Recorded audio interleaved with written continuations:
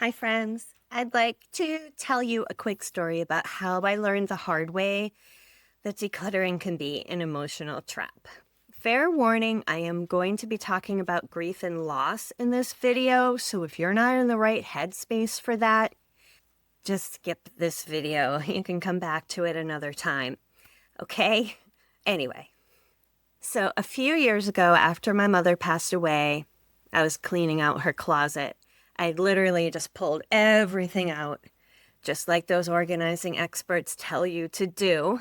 And so I'm sitting there on the floor, surrounded by her clothes, and I picked up one of her dresses and just lost it. I started sobbing uncontrollably because it smelled like her, and that's all I had left of her. And everyone said, "Oh, it'll make you feel better to donate her clothes to someone who needs it." Except it didn't feel good. It felt awful, and it felt impossible because I wasn't ready.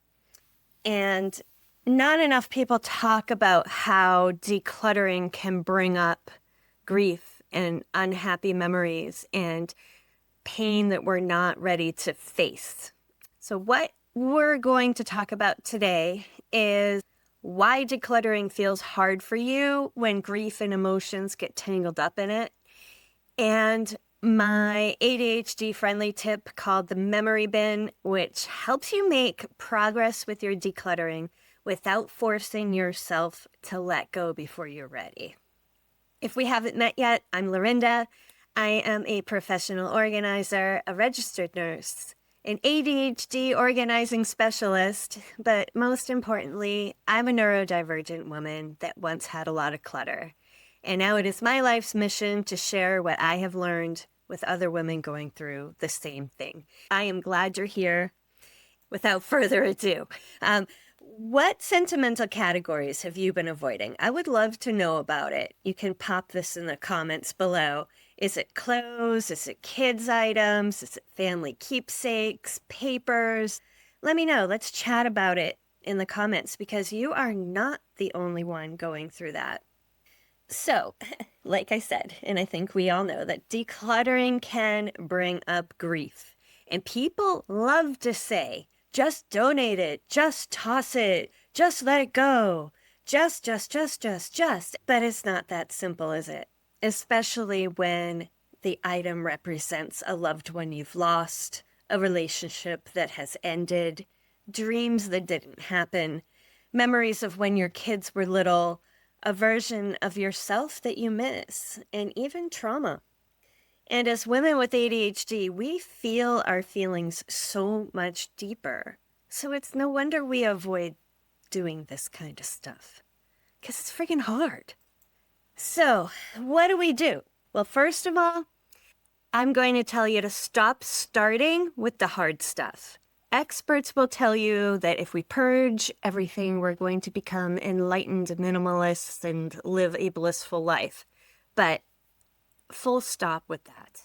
This is not what I do. And if that's what you're looking for, go find another channel to watch. I do not force my clients to get rid of stuff that they're not ready to get rid of. You get to keep everything that you truly love and cherish. But there is a big but. This is one thing that is hard to hear, but it's necessary. That means if we're going to keep everything that we truly love and cherish, that means other stuff needs to go because we don't have room for it. However, when we start decluttering, we're not going to start with your treasures. We're going to start with the rubbish and the no-brainer donations. And this is how we make room for what truly matters. Even though we're focusing on just trash and easy donations, we're going to come across sentimental things. And that's when I recommend using a memory bin so that when you do uncover these treasures, you have a safe place to put them. And I recommend keeping it nearby so you don't lose momentum by going off on a side quest to go find it. What makes a good memory bin? You want a sturdy plastic container with a lid so that it protects your stuff from dust, moisture, and pests. Those beautiful decorative cardboard boxes you find at Home Goods are no good for this kind of stuff. And while you're doing this, you may discover that everything you come across feels special and you want to put it in that bin. And you know what?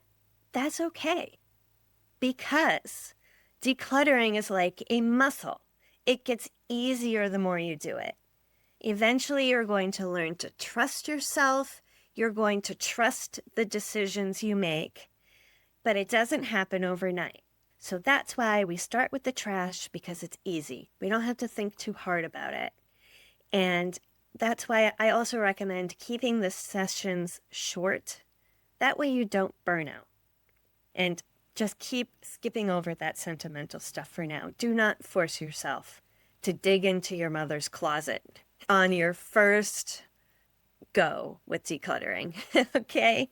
So again, I really want to know what you've been avoiding decluttering because of it being sentimental. I'd love to hear about it. Put that in the comments. And if you want some more, I have a free Facebook group. I have a free newsletter. I have a podcast. I'm on Instagram. I'm on Facebook. Of course, I'm here on YouTube. And I also do group declutter coaching. I'll put a link to that for anybody who's interested. But most of all, thank you for being here, and know that you are worthy and you deserve it. And I'll see you next time.